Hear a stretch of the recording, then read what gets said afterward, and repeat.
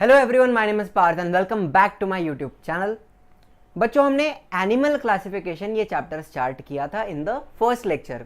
This is lecture number 2। Last lecture में हमने traditional method of classification देखा। Traditional मतलब जो पुराना था, जो पहले आया, बराबर है। तो आज हम देखेंगे मॉडर्न मेथड ऑफ क्लासिफिकेशन क्या होता है, बराबर है। And we will study criteria for classification. Criteria मतलब क्या बच्चों, कि ये जो पूरा क्लासिफिकेशन हुआ है मॉडर्न मेथड, ये कौन से कैरेक्टर्स के बेसिस पे हुआ है, कौन से कैरेक्टर्स कंसीडर किए वाइल क्लासिफाइंग एनिमल्स। कुछ बेसिक कैरेक्टर्स के बारे में हम पढ़ेंगे, ठीक है बच्चों। क्लासिफिकेशन हम क्राइटेरिया पढ़ने वाले हैं उसका। एंड एक और बात आपको बताता हूं बच्चों, ये जो टॉपिक है इसके ऊपर कोई डायरेक्ट क्वेश्चन एग्जाम में नहीं आता है, बट इसको स्किप मत करना, बिकॉज ये टॉपिक इतना ज्यादा इंपॉर्टेंट है। अगर आप इसको समझ लेते हो तो आगे का 70% चैप्टर आपका यहीं पे इसी वीडियो में कवर हो जाता है। सारे पॉइंट्स, सारे कैरेक्टर्स आपको समझ में आ जाएंगे यहीं पर, ठीक है बच्चों। तो बिल्कुल इसको स्किप मत करना। सिलेबस रिडक्शन में इसको हटा दिया गया है, विच इज वेरी रॉन्ग। अगर आप स्किप करते हो तो आपको सच में आगे का टॉपिक बाउंसर जाने वाला है, ठीक है। तो ये वीडियो देखना, जरूर देखना। And if you are new to the channel, subscribe कर देना चैनल को, शेयर करना और लाइक भी करना इस वीडियो को। चलिए शुरू करते हैं। तो बच्चों, ट्रेडिशनल मेथड में ध्यान से सुनना, हमने फाइलम्स पढ़े। पहला फाइलम हमने पढ़ा था प्रोटोजोआ। कौन सा? प्रोटोजोआ। प्रोटोजोआ में यूनिसेल्यूलर एनिमल्स आते हैं, अमीबा, पैरामीशियम, यूग्लिना। बात बराबर है, ठीक है। फिर आया मॉडर्न मेथड। तो क्या हुआ, एक 5 किंगडम क्लासिफिकेशन इंट्रोड्यूस किया गया था बाय रॉबर्ट विटेकर। ये जो साइंटिस्ट हैं इनका नाम है रॉबर्ट विटेकर। इन्होंने दिया 5 किंगडम क्लासिफिकेशन। अभी 5 किंगडम में first kingdom was Monera, second was protista, fungi, Plantae, animalia, बराबर है। 5 किंगडम आ गया। तो इन्होंने क्या किया, जो भी यूनिसेल्यूलर एनिमल्स थे प्रोटोजोआ के, उनको यहां से निकाल के, एनिमल्स में से निकाल के प्रोटिस्टा किंगडम में डाल दिया। मतलब यूनिसेल्यूलर एनिमल्स हैं, ऑर्गेनिज्म है, उनका एक किंगडम अलग हो गया, सेपरेट हो गया। तो अभी एनिमेलिया में क्या होने वाला है, देखो बच्चों। Now only multicellular animals will be included in kingdom animalia. मतलब जो किंगडम एनिमेलिया है उसमें सिर्फ मल्टीसेल्यूलर एनिमल्स हैं। And animalia will start from Porifera. Protozoa हट गया है, पॉरीफेरा से स्टार्ट होएगा। यहां तक बिल्कुल क्लियर है। तो चलिए हम देखते हैं क्राइटेरिया फॉर क्लासिफिकेशन क्या है, ये क्लासिफिकेशन किस बेसिस पे किया गया है। सबसे पहला क्राइटेरिया इज बॉडी ऑर्गेनाइजेशन। ध्यान से सुनना बच्चों, अपना बॉडी कैसे बनता है। सबसे पहले तो सेल होते हैं, बहुत सारे सेल्स एक ग्रुप बनाते हैं जिसको हम टिश्यू बोलते हैं। फिर टिश्यूज एक ग्रुप बनाते हैं जिसको हम ऑर्गन बोलते हैं। फिर organs come together to form organ system. And ऐसी बहुत सारी ऑर्गन सिस्टम्स एक साथ आकर पूरा ऑर्गेनिज्म बनाती हैं, बराबर है। This is how a body is made. Cell, cell से बना टिश्यू, टिश्यू से बना ऑर्गन, ऑर्गन से बना organ system, and organ system से बनेगा ऑर्गेनिज्म। बात बराबर है। अभी सुनो, हम देखने वाले हैं ग्रेड्स ऑफ बॉडी ऑर्गेनाइजेशन। इसका मतलब आपको बताऊंगा। जितने भी मल्टी सेल्यूलर ऑर्गेनिजम्स हैं उनको हमने 4 ग्रेड में, 4 ग्रुप में डिवाइड किया हुआ है। पहले सिर्फ इनका नाम सुन लो, फिर इनका मतलब भी बताऊंगा। चलिए, पहला ग्रेड है सेल्यूलर ग्रेड, दूसरा आता है सेल टिश्यू ग्रेड, तीसरा tissue organ grade, and last is organ system grade. ठीक है, cellular, cell tissue, tissue organ, organ system, cellular, cell tissue, tissue organ, organ system. ये हो गए 4 ग्रेड। अभी सुनो, सेल्यूलर ग्रेड में जो भी ऑर्गेनिजम्स आते हैं, सुनना, उनके पास सिर्फ सेल्स होते हैं। The body is made up of many cells. अभी ये ऑर्गेनिज्म ले लो, इसके पास सिर्फ सेल हैं एंड सारे के सारे सेल सेम है, इनका काम भी सेम है। ध्यान से सुनना बच्चों, द सेल्स आर अनडिफरेंशिएटेड। मतलब क्या, अभी मेरे बॉडी में, इंसान के बॉडी में हार्ट का काम अलग है, स्टमक का काम अलग है, किडनी का काम अलग है, लिवर का काम अलग है। सारे सेल्स डिफरेंट हैं एंड डिफरेंट काम कर रहे हैं। Listen, the cells in my body are differentiated, मतलब उनका काम अलग है। यहां पे सेल्स आर अनडिफरेंशिएटेड, मतलब इन सब सेल का काम सेम है। They are performing the same function, बराबर है, they are same to same. And tissues are absent, कोई भी स्पेशल टाइप का ग्रुप ऑफ सेल, एक टिश्यू वगैरह इनके अंदर बना नहीं है। सिर्फ बहुत सारे सेल्स को इकट्ठा करके सेल्स का एक गुच्छा बना दिया है, सेल एग्रीगेट प्लान बोलते हैं इसको, ठीक है, सेल्स का गुच्छा। तो इसमें एग्जांपल लेते हैं फाइलम पॉरीफेरा, फर्स्ट फाइलम है, उस फाइलम में स्पॉन्जेस नाम के एनिमल्स आते हैं। तो ये जो स्पॉन्ज दिख रहा है ना, इसका बॉडी में सिर्फ क्या मिलेगा, सेल्स मिलने वाला है। तो ये हो गया सेल्यूलर ग्रेड, ठीक है बच्चों। फिर इवोल्यूशन हुआ तो बॉडी में डेवलपमेंट आई होगी, तो सेकंड ग्रेड आता है सेल टिश्यू ग्रेड। तो अब क्या होगा यहाँ पे, सेल्स विल कम टुगेदर, कुछ कुछ सेल्स एक ग्रुप बनाकर एक टिश्यू बना देंगे एंड एक स्पेसिफिक फंक्शन करने लगेंगे। तो ध्यान से सुनना बच्चों, cells will come together to form a tissue. Jellyfish का एग्जांपल ले लो, देखो बच्चों इसके पास ब्रेन नहीं है, बट इसके पास कुछ नर्वस टिश्यू होगा, कुछ सेल्स होंगे न्यूरॉन्स जैसे, जो इसके बॉडी को कंट्रोल कर रहे हैं, बराबर है। अभी इसके पास डाइजेस्टिव सिस्टम नहीं है, लेकिन कुछ टिश्यू होगा, कुछ सेल्स होंगे, ग्रुप ऑफ सेल्स जो डाइजेशन का काम कर रहे हैं। So the body activities will be carried out by different tissues. बात समझ में आई? देखो इवोल्यूशन समझ में आ रहा है, पॉरीफेरा था, उसके पास सिर्फ सेल थे। फिर पॉरीफेरा के बाद कौन आता है, सेलेंटरेटा, तो उनके पास टिश्यू आए, डेवलपमेंट हुआ, सेकंड ग्रेड समझा। फिर तीसरा ग्रेड आता है टिश्यू ऑर्गन ग्रेड। तो अब क्या होने वाला है बच्चों, tissues will come together to form a specific organ, ठीक है बच्चों। Some tissues will come together to form organs and ये ऑर्गन कुछ एक स्पेसिफिक काम करेंगे, लेकिन इनके पास organ systems are absent, organ system नहीं है।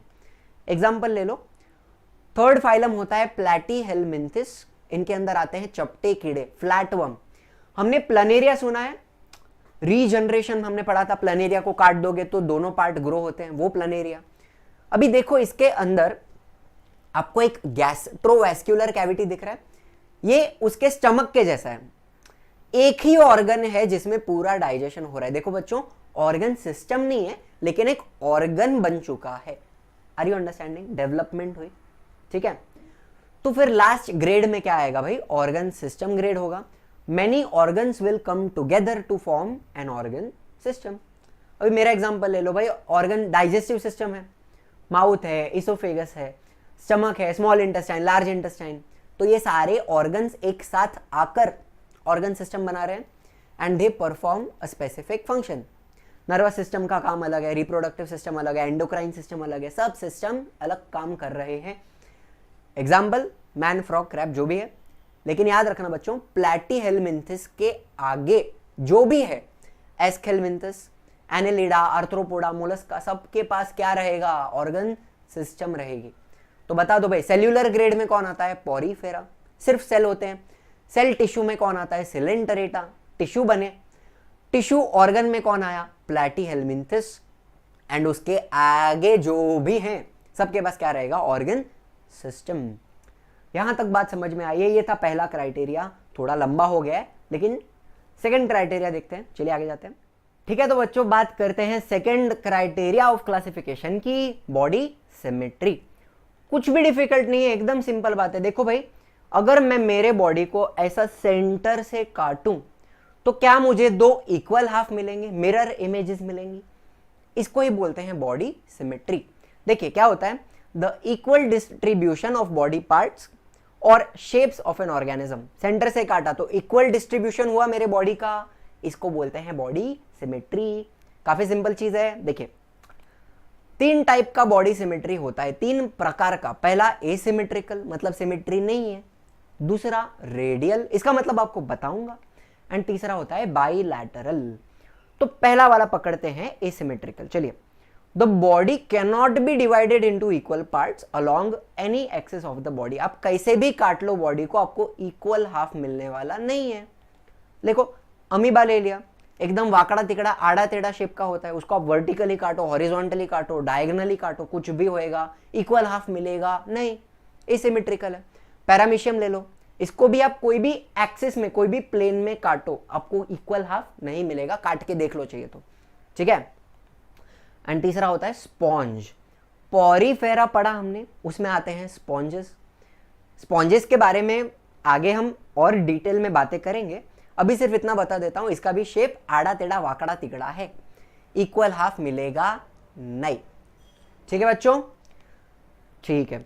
तो दूसरे टाइप का सिमेट्री होता है रेडियल सिमेट्री। मतलब क्या, the body can be divided into equal parts across any plane.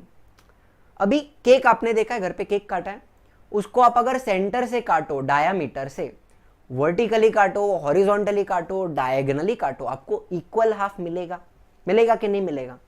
The body can be divided into equal parts but it has to be cut through the medial axis of the body. Medial axis मतलब centre से काटना है, diameter से काटना है, तो आपको equal half मिलेगा। मिलेगा?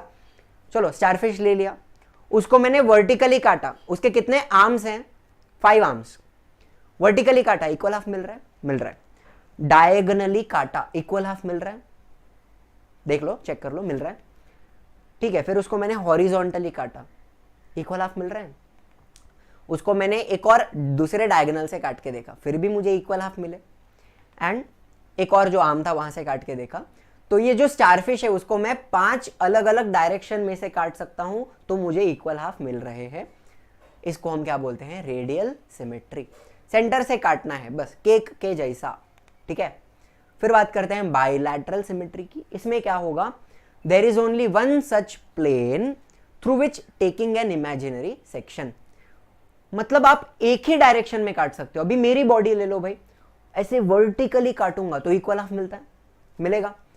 हॉरिजॉन्टली काटा तो मिलेगा? नहीं मिलेगा। ऐसा डायगोनली काटा तो मिलेगा? नहीं मिलेगा। तो एक ही डायरेक्शन में मैं अपने बॉडी को डिवाइड कर सकता हूं।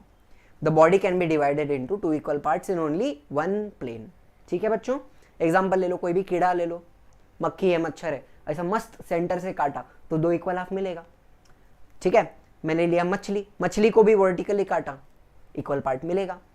तो इसको क्या बोलते हैं? Bilateral symmetry. फ्रॉग को काट दिया वर्टिकली, इक्वल हाफ मिलेगा। एंड कोई भी बर्ड ले लो, पेंगुइन वेंगुइन, घर पे जाके काट के मत देखना, सिर्फ यहाँ पे इमेजिनरी सेक्शन ले रहे हैं। देखो भाई, इमेजिनरी सेक्शन लिखा है, इक्वल हाफ मिल रहा है बर्ड का भी। एंड ले लिया एक इंसान, मस्त सेंटर से काटा, तो मुझे मिलेगा 2 इक्वल पार्ट। ये हो गया बाइलैटरल सिमेट्री। तो 3 टाइप का सिमेट्री हमने पढ़ा। एसिमेट्रिकल, जिसमें सिमेट्री होती नहीं है। रेडियल, जिसको आप कोई भी प्लेन में कट कर सकते हो but passing through the medial axis of the body. And bilateral symmetry, there is only one plane through which you can take an imaginary section. ठीक है बच्चों, आगे जाऊं? चलिए आगे जाते हैं। तो चलिए देखते हैं भाई, third character, third criteria of classification क्या है? That is germinal layers. अभी इसको समझने के लिए आपको एक थोड़ा कहानी याद करना बच्चों। रिप्रोडक्शन चैप्टर में जब एक स्पर्म और एक एग कंबाइन होते हैं, फर्टिलाइजेशन होता है, तो क्या बनता है? जाइगोट बनता है। Zygote is a single cell. ये जाइगोट डिवाइड होकर एक बॉल ऑफ सेल्स बनता है। हमने पढ़ा है ना बच्चों, उस बॉल ऑफ सेल को बोलते हैं एम्ब्रियो। ठीक है, जाइगोट बना, जाइगोट से बना embryo. Embryo is a ball of sales.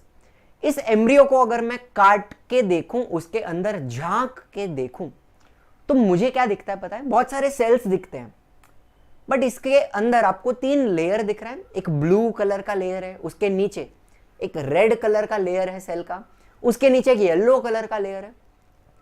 तो ये जो लेयर्स ऑफ सेल्स हैं एम्ब्रियो के अंदर, आई रिपीट, एम्ब्रियो के अंदर लेयर्स ऑफ सेल्स, इनको बोलते हैं जर्माइनल लेयर्स। काफी सिंपल है। ये जो ब्लू वाला लेयर दिख रहा है, इसको बोलते हैं एक्टोडर्म। डर्म मतलब लेयर, एक्टो मतलब ऊपर का। बिल्कुल simple, upper layer is called as ectoderm.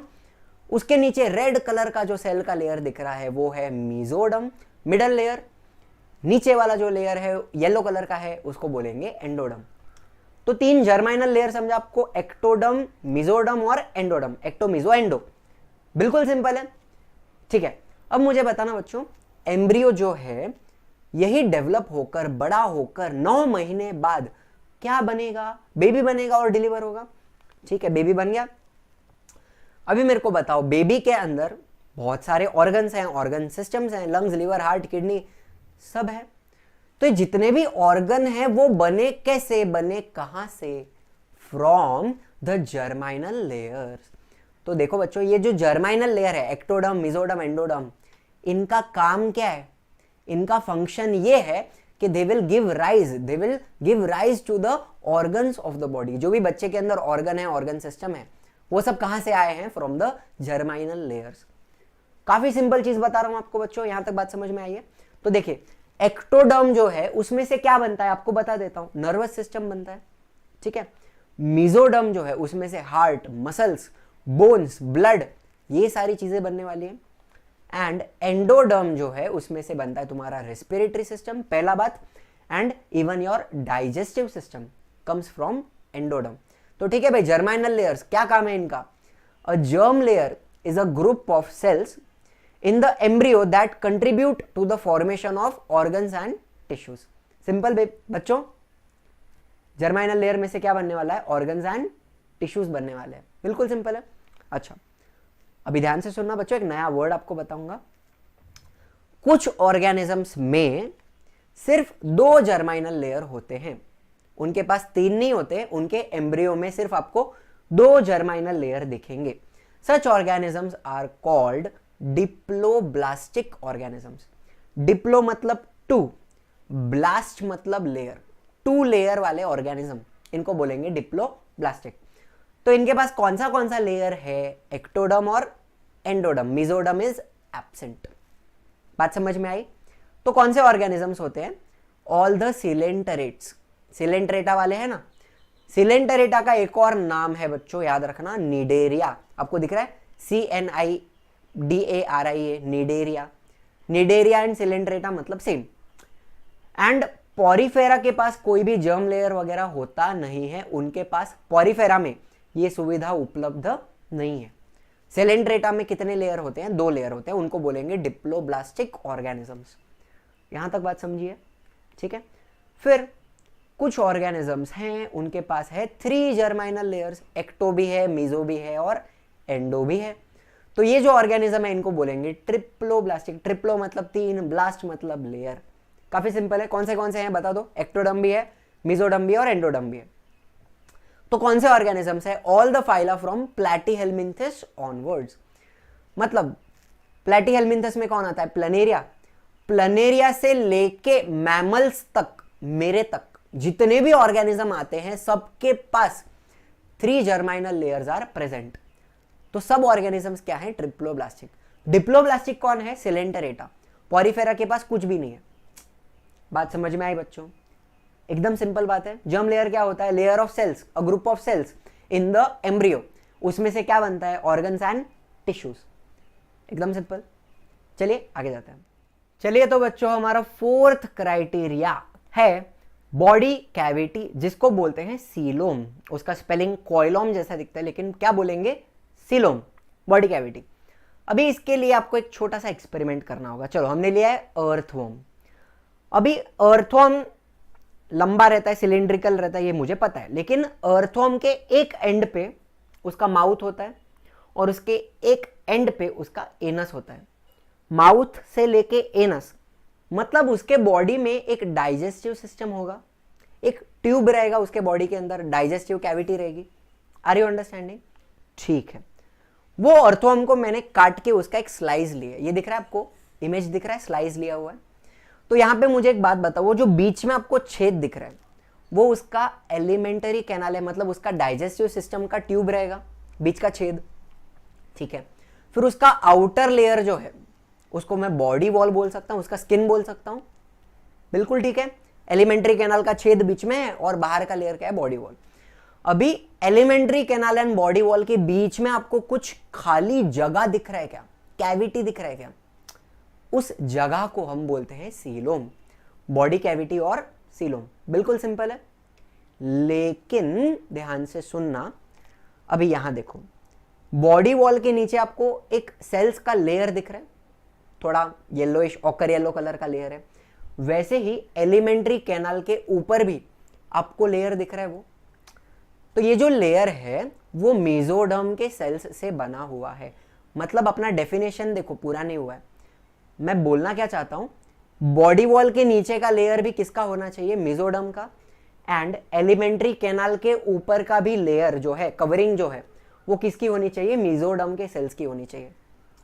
ठीक है, तो मेसोडर्म का 2 लेयर है, उसके बीच में जो जगह है उसको बोलते हैं सीलोम और बॉडी कैविटी। यहां तक बात समझ में आई है? तो देखो definition, cavity located between the alimentary canal, digestive system and the body wall is called as coelom. लेकिन बॉडी वॉल के नीचे का लेयर किसका होना चाहिए, मेसोडर्म का। एलिमेंट्री कैनाल के ऊपर का लेयर किसका होना चाहिए, मेसोडर्म का। ये बात याद रखो। यहां तक बात समझी? ठीक है, तो वैसे ही भाई अपने बॉडी में भी देख लो, ये जो आपको दिख रहा है वो एलिमेंट्री कैनाल है, डाइजेस्टिव सिस्टम है, इसोफेगस, स्टमक आएगा, इंटेस्टाइन, स्मॉल इंटेस्टाइन, ये सब। फिर यहां पे आपको बाहर बॉडी वॉल का लेयर दिख रहा है। Body wall and alimentary canal के बीच में कुछ गैप है, उसको हम क्या बोलते हैं, बॉडी कैविटी और सीलोम।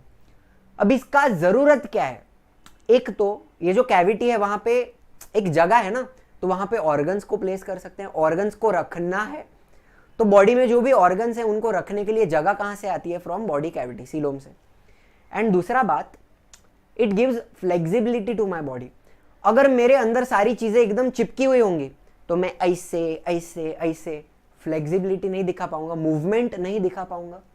Are you understanding? तो भाई बॉडी कैविटी का काम क्या है, पहला तो ऑर्गन्स के लिए जगह देता है रखने के लिए, एंड दूसरा बॉडी को फ्लेक्सिबिलिटी देता है। अंदर सब कुछ चिपका हुआ नहीं है, you can move. Are you understanding? ये 2 बातें हो गई। अच्छा सुनो, अभी कुछ ऑर्गेनिजम्स के अंदर बॉडी कैविटी होती नहीं है, एब्सेंट होती है। तो उन ऑर्गेनिजम्स को हम बोलेंगे एसिलोमेट। भाई नाम याद रखते जाना, ये सारी चीजें आगे आने वाली हैं, आगे का जो लेक्चर हम पढ़ेंगे उसमें ये सब आएगा। एसिलोमेट, बॉडी कैविटी क्या है, एब्सेंट है। चलो चपटा कीड़ा हमने लिया, भाई कौन है ये नाम बता दो, प्लेनेरिया है, फ्रॉम प्लैटीहेलमिंथस। अब उसमें आपको देखो आउटर लेयर दिख रहा है, बॉडी वॉल का है, डायग्राम में देखो। बीच में जो आपको दिख रहा है छेद, वो गट है, उसका एलिमेंट्री कैनाल है। And body wall and gut के बीच में क्या है भाई, मेसोडर्म है, भरा हुआ है, लेकिन कैविटी नहीं है। Are you understanding? किधर भी सीलोम वगैरह आपको छेद वगैरह दिख रहा है, कैविटी दिख रहा है नहीं है। सो पॉरीफेरा भी है ना, फर्स्ट फाइलम, वो भी एसिलोमेट है। सेकेंड फाइलम निडेरिया सिलेंट्रेटा, ये भी एसिलोमेट है। एंड तीसरा भाई प्लैटीहेलमिंथस, ये तीनों, पहला तीनों कैसा है, एसिलोमेट है, इनके पास बॉडी कैविटी होती नहीं है। यहां तक बात समझ में आई? ठीक है। कुछ ऑर्गेनिजम्स हैं जिनके पास अनडेवलप्ड बॉडी कैविटी है, प्रॉपर बॉडी कैविटी नहीं है, इनको बोलेंगे सूडो। पढ़ो ध्यान से, सूडोसिलोमेट। मतलब क्या? चलो ये जो कीड़ा है, वर्म है, उसको मैंने काटा और उसके अंदर मैंने देखा, तो मुझे जो बाहर का लेयर दिख रहा है वो बॉडी वॉल है। देखो भाई बॉडी वॉल दिख रहा है, बीच में जो छेद है वो उसका गट है। गट मतलब क्या भाई, एलिमेंटरी कैनाल है। एंड मुझे मेसोडर्म दिख रहा है, सेल्स दिख रहा है रेड कलर का, लेकिन ये मेसोडर्म बॉडी वॉल के नीचे है, लेकिन गट के ऊपर नहीं है। गट के ऊपर मेसोडर्म का कवरिंग नहीं है। तो ये जो कैविटी है बीच में, वो सूडोसिलोम है। सूडोसिलोम मतलब फॉल्स कैविटी, ट्रू कैविटी नहीं है। Are you understanding? Body wall के नीचे मेसोडर्म है, गट के ऊपर मेसोडर्म नहीं है, तो ये क्या हो जाएगा, सूडोसिलोम, फॉल्स कैविटी। किसके पास होता है, फाइलम एशेलमिंथस। पहला तीन कौन है, पॉरीफेरा, सिलेंटरेटा, प्लैटीहेलमिंथस, ये तीनों कैसा है, एसिलोमेट है। एशेलमिंथस कैसा है, सूडोसिलोमेट है। यहां तक बात समझ में आई? एंड कुछ ऑर्गेनिजम्स होते हैं जिनके पास ट्रू बॉडी कैविटी है, प्रॉपर बॉडी कैविटी, उनको हम बोलेंगे यूसिलोमेट्स, यूसिलोमेट। तो अभी देखो भाई, अर्थवर्म लिया, उसको मैंने काटा और उसके अंदर मैंने देखा, तो मुझे बाहर बॉडी वॉल दिख रहा है, डायग्राम में देखो। फिर मुझे अंदर गट दिख रहा है, जो छेद है येलो कलर का गट है। एंड मुझे मेसोडर्म भी दिखा, किधर किधर दिखा, बॉडी वॉल के नीचे दिखा और गट के भी ऊपर दिख रहा है। Are you understanding? एंड ये दोनों मेसोडर्म के लेयर के बीच में जो कैविटी है वो भाई क्या है, सीलोम है, ट्रू बॉडी कैविटी है, प्रॉपर बॉडी कैविटी। तो एनेलिडा से लेकर आगे जितने भी ऑर्गेनिज्म हैं, ऑल द फॉलोइंग फाइला, सबके पास भाई क्या रहने वाला है, ट्रू बॉडी कैविटी। उन सबको हम क्या बोलेंगे, यूसिलोमेट्स। तो आपको 3 टाइप का ऑर्गेनिज्म समझा, एसिलोमेट, बॉडी कैविटी एब्सेंट है, pseudocoelomate undeveloped body cavity, false body cavity, and eucoelomate true body cavity. यहां तक बात समझ में आई है बच्चों, बहुत ही इंपॉर्टेंट चीज है, आई होप क्लियर हुआ है टॉपिक। ठीक है, तो देख लेते हैं फिफ्थ क्राइटेरिया, अपना last criteria, that is segmentation. अब ये तीनों ऑर्गेनिज्म देख लो, एक मक्खी लिया है, अर्थवर्म लिया है और लॉबस्टर लिया है। तीनों के ऊपर मुझे कुछ कुछ लाइंस दिख रही हैं। ये जो लाइंस हैं ये क्या हैं? सेगमेंट्स हैं। बच्चों ऑर्गेनिज्म का body can be divided into small equal parts. मतलब पूरा अर्थवर्म है, अर्थवर्म का पूरा बॉडी को डिवाइड किया हुआ इनटू स्मॉल पार्ट्स। वो जो एक पार्ट है, हर एक part, each part is called as a segment. तो ये सेगमेंटेशन, ऐसा बॉडी के ऊपर लाइन वगैरह, ये आपको किस में दिखेगा? एनिलिडा में दिखेगा एंड आर्थ्रोपोडा में दिखेगा। ये दो फाइलम में आपको दिखता है सेगमेंटेशन, बॉडी के ऊपर लाइंस दिखेगा, पार्ट्स दिखेंगे। बिल्कुल सिंपल है। ये हो गए हमारे 5 क्राइटेरिया। अभी एक लास्ट टेबल आपको दिखाना है भाई, यहां तक वीडियो देखा है तो टेबल भी देख लेना, समझ लेना। चलिए आगे जाते हैं। बच्चों यहां तक आपने मेरा साथ दिया है तो अगले 5 मिनट बहुत ध्यान से ये टेबल समझ लेना, सारी चीजें यहीं पे क्लियर हो जाएंगी। चलिए, किंगडम कौन सा पढ़ रहे हैं हम भाई? एनिमेलिया। एनिमेलिया में होते हैं multicellular organisms and cell wall absent होती है। सेल वॉल किस में होती है? प्लांट्स में, एनिमल में एब्सेंट है। ठीक है, पहला क्राइटेरिया हमने देखा बॉडी ऑर्गेनाइजेशन। बच्चों सिर्फ सुन लेना मैं क्या बोल रहा हूं, ये सारा पॉइंट आपको एंड में समझेगा मैं क्या बता रहा हूं। वो बॉडी ऑर्गेनाइजेशन हमने 2 पार्ट्स में रखा है, सेल्यूलर एंड दूसरे ग्रुप में टिश्यू ऑर्गन सिस्टम। इन तीनों को एक साथ रखा है। ठीक है बच्चों, बॉडी ऑर्गेनाइजेशन का ग्रेड्स हो गया। फिर हमने बॉडी सिमेट्री पढ़ा, 3 टाइप का था, एसिमेट्रिकल, रेडियल एंड बायलैटरल। तो सेल्यूलर जो है उसमें आएगा एसिमेट्रिकल, सुनो सुनो सुनो। टिश्यू ऑर्गन में आएगा रेडियल एंड बायलैटरल, मतलब समझेगा, अभी सिर्फ सुन लो। फिर हमने पढ़ा बॉडी कैविटी, सीलोम पढ़ा, 3 टाइप का होता है ना, acoelomate, pseudocoelomate and eucoelomate.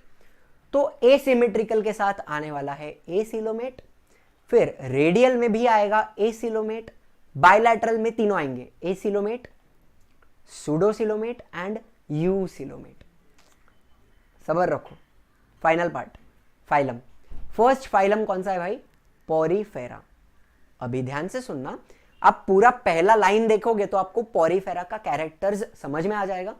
Porifera acoelomate होता है, देखो बाजू में देखो बाबा, इसके पास बॉडी कैविटी नहीं है, इट इज एसिमेट्रिकल, इसकी बॉडी सिमेट्री भी नहीं है ना, आड़ा तीड़ा वाकड़ा तिकड़ा होता है, and it comes in cellular body organisation, मतलब इसके पास सिर्फ सेल होते हैं। तो ये पहला लाइन देखकर मुझे पोरीफेरा का कैरेक्टर समझ में आ गया। तो अगर मैंने आगे का चैप्टर नहीं पढ़ा तो भी मैं पोरीफेरा का 3 कैरेक्टर बता सकता हूं just by looking at the table. अब आपको समझ रहा है आगे का 70% चैप्टर क्यों यहां पे हो रहा है। ठीक है बच्चों, दूसरा फाइलम क्या है अपना? सेलेंटरेटा। लाइन में देखते जाओ, ये भी एसिलोमेट है, बॉडी कैविटी नहीं है। रेडियल बॉडी सिमेट्री होती है, केक के जैसा है ना, डायमीटर से कट करोगे कोई भी डायरेक्शन में तो इक्वल हाफ मिलेगा। रेडियल है and it comes in tissue organ system, इसके पास होते हैं टिश्यू। ठीक है, सेकंड ग्रुप में आ गया, यहां तक बात समझी। फिर थर्ड फाइलम क्या है भाई? प्लैटीहेल्मिन्थस। ये भी एसिलोमेट है, बॉडी कैविटी एब्सेंट है, but it comes in bilateral body symmetry. इनको अगर मैं सेंटर से काटूं तो मुझे 2 इक्वल पार्ट मिलेंगे and it comes in organ level of body organisation, second group में। समझ में आ गया बच्चों? फिर सूडोसिलोमेट में कौन आता है? एशेलमिन्थस, फॉल्स बॉडी कैविटी होती है, हमने पढ़ा, गट के ऊपर मेसोडर्म का लेयर नहीं होगा। सूडोसिलोमेट है बायलैटरल, लाइन में देखते जाओ, बायलैटरल बॉडी सिमेट्री है and it comes in organ system level of organisation. ठीक है, लास्ट पार्ट यूसिलोमेट में कौन कौन आएगा? एनेलिडा से लेके आगे सब लोग, arthropoda, Mollusca, Echinodermata, Hemichordata, Chordata, ये सब लोग, ये जो भी लास्ट के फाइलम है सब यूसिलोमेट है। सबका बॉडी बायलैटरल सिमेट्री दिखाता है and organ system level of organisation दिखाएगा। तो अभी आपको ये पूरा टेबल समझा के नहीं समझा बच्चों? समझ में आ गया? सारे कैरेक्टर समझ में आ गए? आगे का चैप्टर नहीं भी पढ़ूं तो भी मैं ये जितने फाइलम है इनका 4-4 कैरेक्टर्स तो लिख सकता हूं, 3-3 कैरेक्टर तो लिख सकता हूं। यस और नो? चलिए, तो ये हो गई सारी क्राइटेरिया ऑफ क्लासिफिकेशन की बातें। आई होप आपको समझ में आया है, मज़ा आया है। लाइक कर देना भाई, शेयर भी करना वीडियो आपको सच में अगर मज़ा आया है। सब्सक्राइब कर देना मेरे चैनल को, ऐसे प्यारे प्यारे वीडियो और बनाते रहूँगा। And as usual, thank you very much.